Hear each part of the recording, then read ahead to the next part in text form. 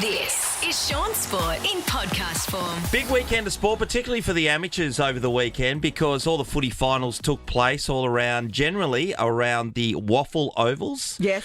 We will be speaking about this a bit later on, Nat, as well, but a lot of people had junior carnivals on as well, and there was winners galore, which mean there's always losers galore as well. But well done to all those people who had victories over the weekend. Yeah, big seasons. And at least it was nice weather, which is good. Yeah, perfect last couple of weekends weather. Been terrible. In the AFL W yesterday, sat down to watch the Freo Dockers play and, waited 100 minutes of football for them to kick a goal because they weren't able to manage one. This is a team that the week before there were goals galore. They kicked 10 against Essendon. Yeah. And then Essendon on Saturday were able to take care of the West Coast Eagles pretty comprehensively as well. But you felt that Fremantle, after their first week's game and Anya Tai kicking 4 goals, that they were much more potent than we've ever seen them. Yes. But all the Adelaide Footy Club, who, well, they're one of the best teams. Them and Brisbane have been the perennial best teams, and Melbourne have been up there as well. But all Adelaide did is they just played an extra defender in defence on Anya, so she had 2 people next to her. And but that means somebody's free somewhere. Yeah, but they're unable. They can't manage to use the extra number that they have around the field, and they just kick the ball continuously. So they didn't have another avenue to goal. No, they had 20 intercept marks. Adelaide, 20.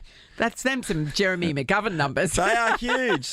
Fremantle, a bit of work to do on that one. And if I was playing in the AFLW, if I was coaching in the AFLW, I think it's the easiest call in the world to play an extra defender. Yes, it does make sense. It makes, because the skill level's not at the level that it's going to be in 10 years' time, where they use the extra numbers around them, or they are able to use their foot skills to be able to advantage, and it will get there.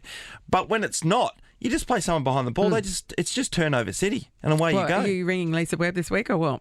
I'm surprised they didn't make the adjustments sooner. Certainly.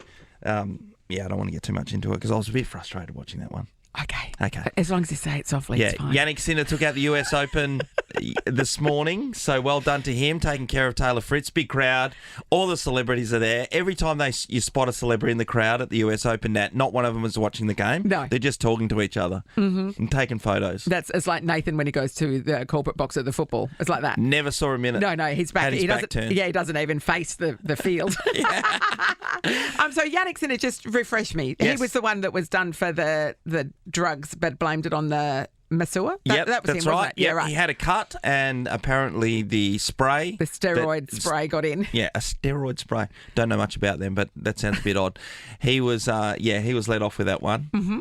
I mean, if you've just had that scandal, you don't win the next tournament. Do you know what I mean? You're like, You know what I mean? I know. You got to play it low, but he comes out firing and takes wins the US Open. Yeah, he wins the US Open. He's a great player, but still. Yeah, he's a great player.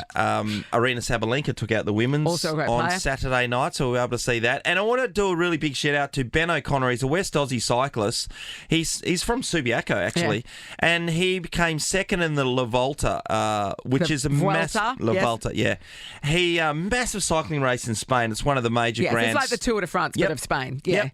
And he had led almost to the end, and he was taken over, but he performed amazing. It was Bogacar, I think, Pogacar, who took out that one. Yeah, he's pretty good. But it was a fair effort. I mean, he's a West Aussie. Yeah. We don't have any hills here. So for somebody to be able to go that high in one of those races where there are mountain stages, where do you train for that here? Like Greenmount Hill, please. Kings Park, mate. Kings Park. A couple of laps around Kings Park will get it done. Clearly. He was in the Olympics, so he came off that and he went straight over there and competed in this race in Spain. Gutsy effort. To do fantastically well. Hats off to him. So good dogs all around. Shaun Sport in podcast form. Hey, now we're going to go straight into this. Actually, we got a message earlier on from someone who wanted to let us know that Orange Grove's Bailey Christie won the Under-21 UCI World Championship Series in Luneville in France. So... Cycling. Just going down the hills and just going absolutely crazy. We've got another awesome. One. Yes. Bailey, well done. Well done to you. Great job. So the AFL finals are underway, and as we saw on Thursday night, an upset, right? We need so to Geelong got debrief. over the top of Port Adelaide. In Adelaide, which was, and they belted them. And then so everyone's jumping on the Hawthorn bandwagon, but we had Pav Hin here on Friday. He was saying that the best credentialed team at this point in time, and I've also heard this from Caleb Sarong, was the Western Bulldogs. Ahead of the ball, they've got some power forwards. Yep. Good big defenders now with Rory Lobb going back. Yeah. And their midfield, of course, led by Marcus Bontempelli and Libba in the middle. They're first class. Great. Except they got lost. absolutely towed up by their Hawthorn Footy Club in front of a massive crowd at the MCG on Friday night. 97,000. That's amazing. That's the biggest crowd that they've had as a prelim final. I can't believe elimination final. Yeah. Those two teams drew a crowd like that. It's amazing, isn't it? The AFL must be pinching themselves. That's money in the coffers there. Happy days. Unbelievable. Then we rolled into the big game on Saturday. It was between the Swans and GWS, and the Giants looked like they were home and hosed at three-quarter time. They were the better team. Clearly the better team. And then as I saw somebody on, I don't know who it was, somewhere, Instagram or somewhere, just went, and then Isaac Heaney happened. 30 possessions, 3 goals, taking a dangle, kicking the winning goal. That mark, I mean, they did say it's unfortunate that he's not eligible for Mark of the Year, because it's clearly Mark of the Year, but the Mark of the Year has to happen in the home and away season. He was He's outstanding. Yeah, and he was the somersault to land. I mean, beautiful. Yeah, I know. It was a fantastic mark, but the goals as well, so important at the time, and you could just see halfway during that quarter against the Giants that the momentum had swung, the crowd gets involved, and when you're out there playing and the crowd gets involved, it's really difficult to stem the floodgates. Yeah. It's like it's like you're bleeding, isn't it? And you can't hold the pressure enough. Yeah, you just can't. Yeah. They were outstanding, Sydney, to get over the line, and it meant so much because now you got a home prelim for a shot at the granny. Yeah, absolutely. That's And I know we mentioned it before, I don't like Sydney being successful, but good luck to them.